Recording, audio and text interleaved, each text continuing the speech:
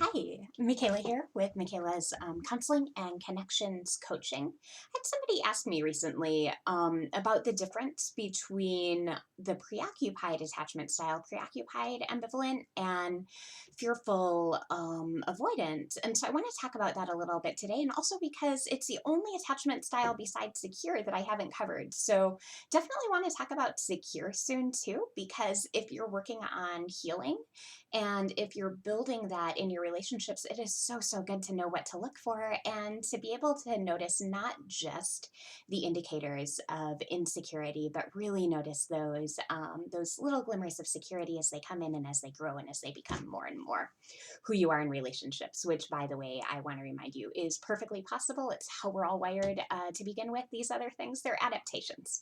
And so we can work our way out of them over time. Okay, so if ambivalent preoccupied attachment style is the one where we don't trust ourselves, but we think that other people are pretty awesome. Fearful avoidant, it's like we don't trust ourselves and we don't trust others. And so, by the way, if you're curious, just to kind of round this out, the dismissive attachment style, it's actually, I don't trust you guys out there. I don't know who you are, or if you're gonna like me or you're gonna reject me. Like I just and so the adaptation that we make with that is like I am awesome, and the people out there, they're the ones who are really needy, or they're the ones who are really problematic.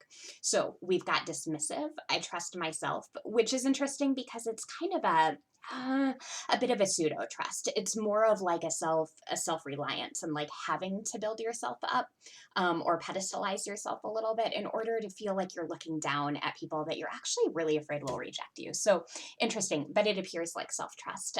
Preoccupied, similarly, like it appears or feels like a deep trust in people that you idealize. And so your focus becomes with a preoccupied style, like in any island of this you have internally, it's like if I can find the right person to place my trust in, then it's going to be okay. And so preoccupied has a bind with like giving up your own opinion in order to please somebody else, having a hard time knowing who you are, camouflaging to fit in with other people, and having a hard time like trusting your own perspective. It's like other people's viewpoint is always better because it's not yours.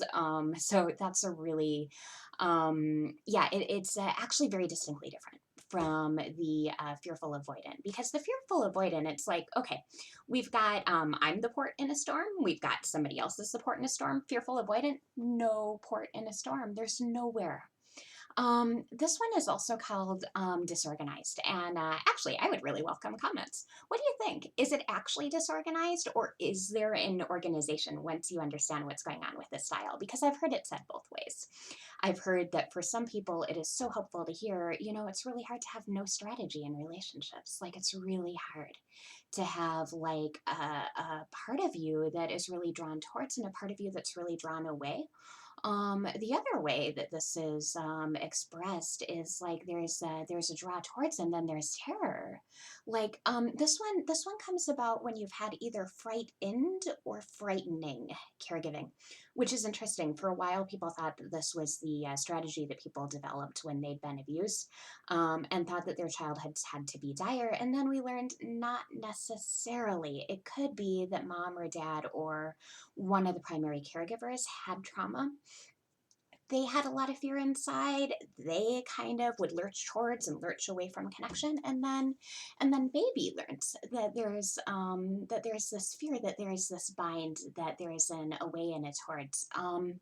Another way that I've heard this expressed is like you're pounding the gas pedal and pounding the brakes at the same time, which is super hard on relationships, super hard on your nervous system. And this shows up as a lot of things that people end up with some really pretty pathologizing words for sometimes. Like sometimes people really will start to judge their character. They'll start to judge their whole personality. And it can be super, super helpful to understand that with this strategy, sometimes there's two simultaneous survival strategies going on at once. There's attached cry for help is happening, and at the same time there's fight.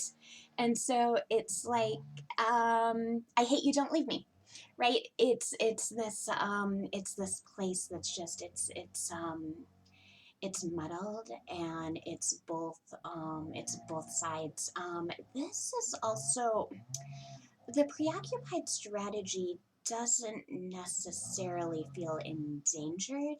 Um, Especially once they have the connection that they're looking for. So there can definitely be like some trauma underlying the fear of abandonment.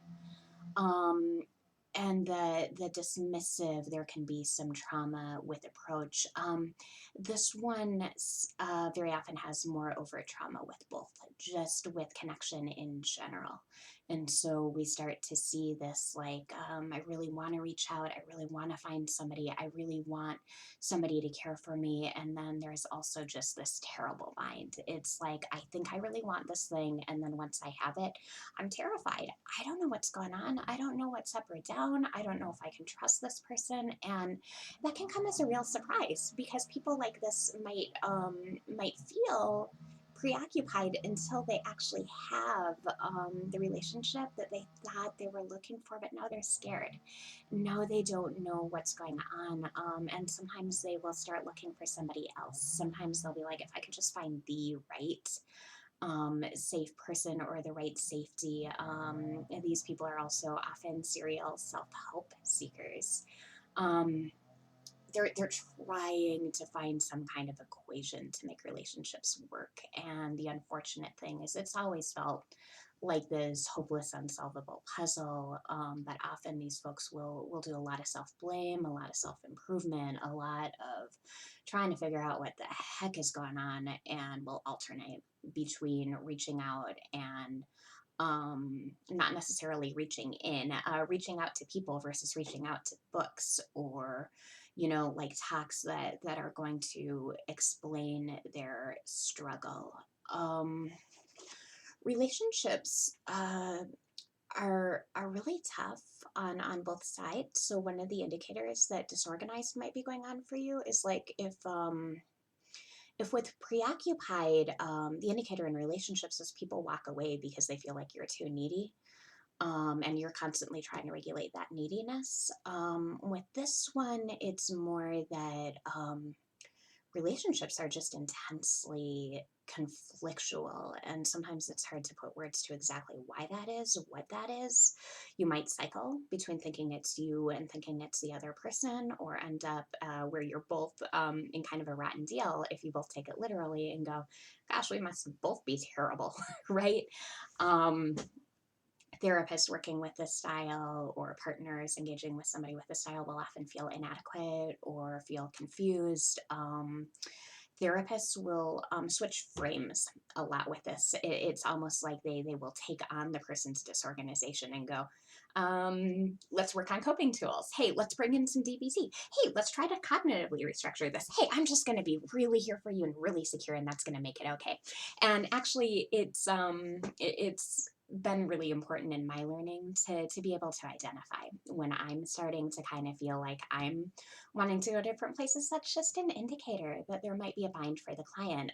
Somebody with this too, they will ask for specific homework or coping tools, and then they'll feel invalidated sometimes when they're actually given the tools. So there becomes this thing where it's like, if you don't give me skills, why aren't you helping me?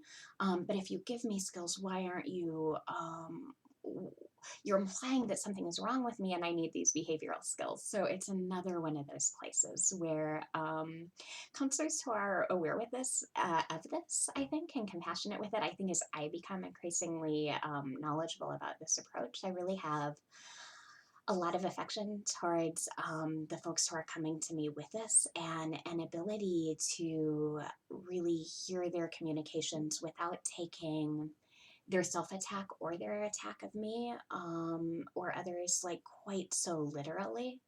Like sitting in a place that can be secure and can be accepting that this moment, the relationship feels one way, and next week it's going to feel a different way. So, one of my favorite authors in working with this kind of thing, who's actually Marsha Linehan, talked about for somebody who's with this person, or especially for counselors, because it's our whole job to learn to be secure and to embody that, is no matter how the last session ended, we're going to end each session with regard, with curiosity, because we want to model that there is always another day and that there is positivity to return to, and that's regardless of what the person said last time, or just understanding that the internal versions of reality can shift, the relationship can feel like shifting sand, and that's okay.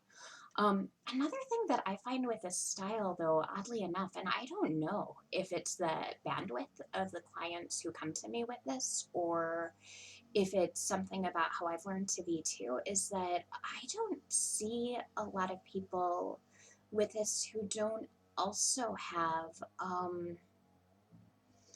a lot of resilience. Like some people with this disorganized style, they're serial therapy seekers. They will seek a lot of different people, a lot of different approaches. I'm often kind of like the last in line with this kind of thing, but I tend to, my clients with this tend to stay with me for longer than one would expect with all of this, kind of push and pull and all of this kind of serial seeking. And I'm not sure exactly what that is, but I'm really honored that they do. But I also really, really see they're working really hard to sort something. They're working really hard to find that underlying security. And it's as if there's a place in them that's really disorganized, and yet there's a place in them that's also really secure. That's what I see with the people who come to me, is the capacity for security can build more quickly than you think. And even for those of us who have this disorganized style, there are still islands of security that can be built on. And there's a real responsiveness, a real yearning, I think, for somebody else who's stable and solid. And that doesn't have to be completely stable and solid. That's just being good enough, right? Kind enough, present enough. But these are really, really interesting kinds of relationships. And if you have this, you evoke all kinds of feelings in your counselor. And that's a good thing. That's a really, really good thing, because there's been a lot of intensity going on for you, and it's really, really good to be able to sit with somebody else who can feel that and who can work with you. Another thing with this I notice as a counselor is people with this style, the bind is hard to find words for. So often my clients will go more to music, they'll share poetry, or we end up sitting in silence more often. Kind of, it feels like we're kind of riding this edge of like, I don't know, like security and fear somehow. And there's something about sitting together. There's something about a fear that doesn't always have words. I think that might be because a lot of it is really young. So actually, I see a lot of that wordlessness with preoccupied too. So they can look similar until you get to know them a little better. Although preoccupied is going to be more likely to lead with a lot more words. Trying to explain the pain is still beneath all the words. And actually, I would say that is true with every single style, including security. It engenders people sitting in silence and this kind of lovely relational thing that doesn't always have words either. So I can't say that no words is a categorizer of anything besides either confusion, young parts, deep work, or deep connection. It's just, yeah, a lot of this stuff is not in the words, but I think with disorganized in particular, it's important to really tune into other modes of communication, to tune into different qualities of silence. Although, as I'm thinking about it right now, I'm thinking about some dismissive strategy folks that I had who also really conveyed their feelings. It was like their feelings couldn't come out directly; they had to come out through art, or music or poetry. But that was particularly the tender, loving feelings. And with this style, it's like all the feelings can feel really difficult, really movable, and really hard to encode in words. So The good news is words get easier as you go along with the style, and you can find if you can find one person to sit with you and feel with you, the words don't matter as much with this one. I'm really struck by a time that I went to a supervisor, somebody I was consulting with about work with a client of mine who had this style. And with my client's permission, I take and I show videotapes of the work sometimes. And this person watched the video, and I came in going, so what's the strategy? What should I be saying? Like, what's the what would be a good intervention here? And she had me pause it a few minutes in and went, Michaela, you could read the phone book. This is work that actually has nothing to do with the words. You just need to sit and be you. And that is all it is. And you could show any clip of you saying anything. And if your tonality is kind and if you're sitting there and holding steady, that is the work. So if you have this style, if you have places in you that have this style, you may feel really desperate for solutions or to do something better or to communicate better. And learning to communicate more clearly will certainly help you in a lot of relationships. I mean, there are a lot of strategies that can help, and I don't want to discourage you looking for those, but I also want to encourage you to be gentle with yourself and to get that there might be value in what you're doing in your work with like your counselor, your coach, like in the relationships where you're working towards intimacy, because things that some people might think are really small are actually really, really significant. Being able to sit there in the silence without it feeling dangerous, being able to approach a little bit and noticing that the other person doesn't reject, being able to express anger and having the other person not reject you, being able to feel anger and not reject the other person, being able to feel rejecting today and come back tomorrow. These are all super, super important skills, and most of them don't have a lick to do with worksheets or skills or trying to change your behavior. This is just how security grows. So I hope this is helpful for clarifying the difference between those styles. This one can look like both. This one can look alternating between dismissal and preoccupied.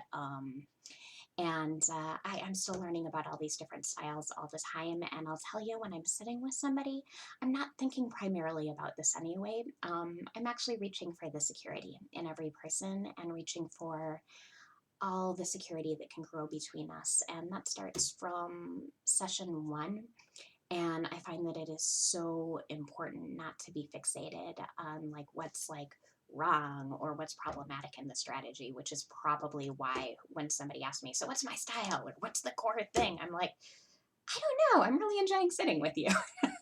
um, there's so much, and I don't like to break anybody down into a category. So if you're learning about these styles, I hope you won't walk away feeling like one of these is the definitive answer forever to everything you've done and everything about who you are, because there's a lot beautiful in all of us that's always reaching for security, and we can find it, and we are finding it in everything that we do with our lives and every step towards growth. I got a little bit muddled there, but I hope the regard came through and the conviction that we can all heal. I look forward to talking with you soon. And this has been it for now, Michaela with Michaela's Counseling. If you comment with anything on topic to this video or with suggestions, I will always reply back. And I look forward to talking more with you all soon. Bye for now.